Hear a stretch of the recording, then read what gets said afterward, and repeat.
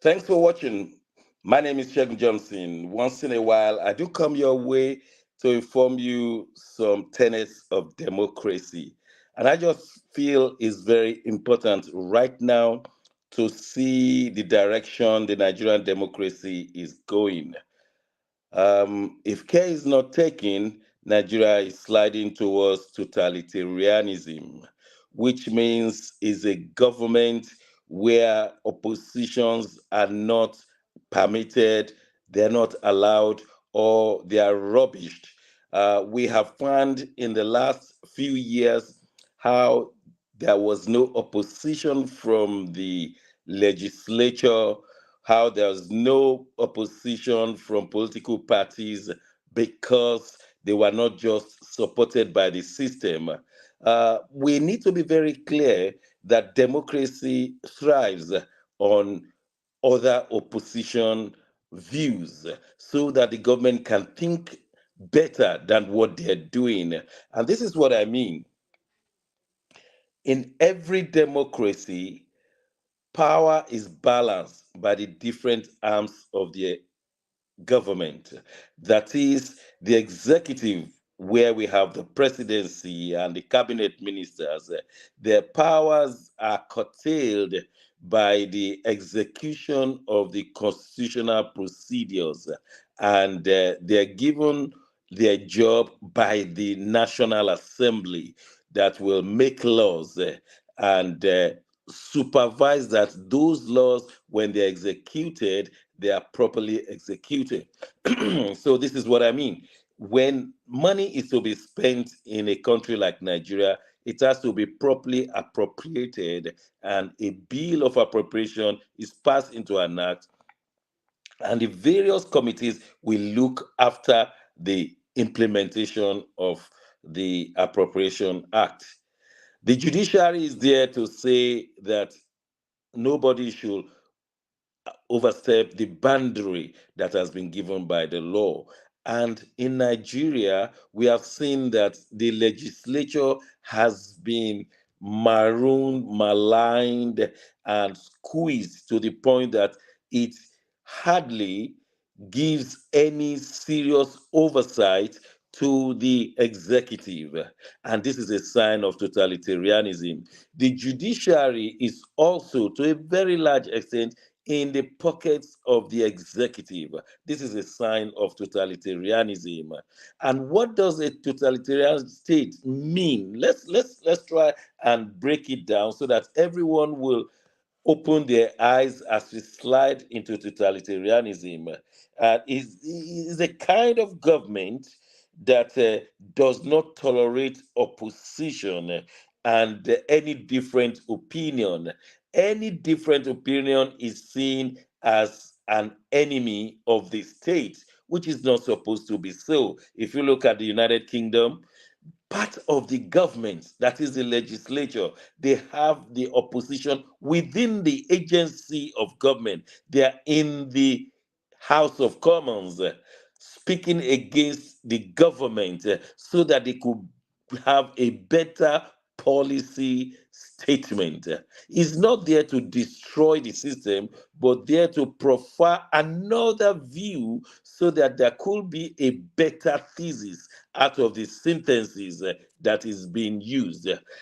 Also, the judiciary is important to say and curtail what the law is saying. When you look at the United States of America, they have the Democrats, they have the Republicans, all of them juggling up to have a better governmental decision.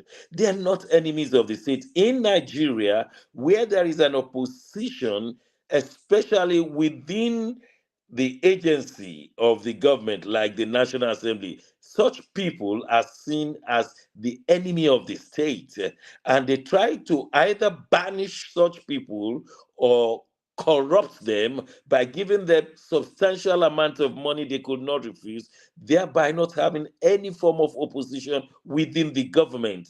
This is sliding towards totalitarianism. We have seen totalitarianism over the years. I'm talking several years in Europe. We've seen that there's one element is trying to oppress and suppress the people by calling any other form of opinion different from the government as the enemy. And in Nigeria, we need to be very, very careful that we don't slide to that position, because the eventual result will be mass revolt one day. What totalitarianism does is to oppress the masses completely using fear and terrorism. Let me break it down. El, El Rufai, the former governor of Kaduna State, used terrorism to suppress the southern Kaduna State, and the marauders came again and again, and the state refused to do nothing about it. The same thing happened in Shetima's Boko Haram state of Borno. The Boko Haram came again and again, and they were sponsored by the government officials, and they used to suppress the masses, that they took their position. Now we're having in a country like Nigeria sliding into totalitarianism, and whatever the government says is the final, whereas democracy is supposed to be discussed, it's supposed to be serialized, and finally a position of the people are taken, and not of the government alone. Yes, the government is in power, but to shape on the decisions of the people, the discussions of the people. What we are experiencing now is the buying up of opposition in the state assemblies, in the National Assembly. For the past 4 years, Sanwo-Olu never had opposition in Lagos State. There was is a totalitarian state in Lagos State, as in many states of Nigeria. Now that has been transformed into the national government, where the opposition within the government, we're supposed to have opposition within the legislature.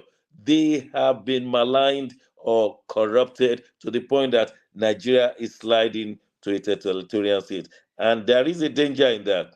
One day, the masses will revolt, and it will be ruthless. The same ruthlessness that the government is using to corrupt the elements of opposition will come out. That same ruthlessness will come, and Nigeria will not be good for it. For those of us who studied political science, we are informing those in power today that it is better you allow for opposition within the government and outside of the government to tailor, guide the discussions that will lead to decision-making process of Nigeria.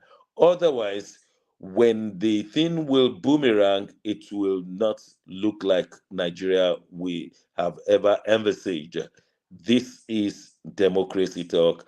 Don't throw it away. Totalitarianism is evil. Over the years, we have seen how they destroyed people in Italy, how they destroy people in Germany, how they destroy people in Russia, Stalin. So we are going to help Nigeria right now to be informing those in authority that they need opposition views, opposing views to help them get a better position.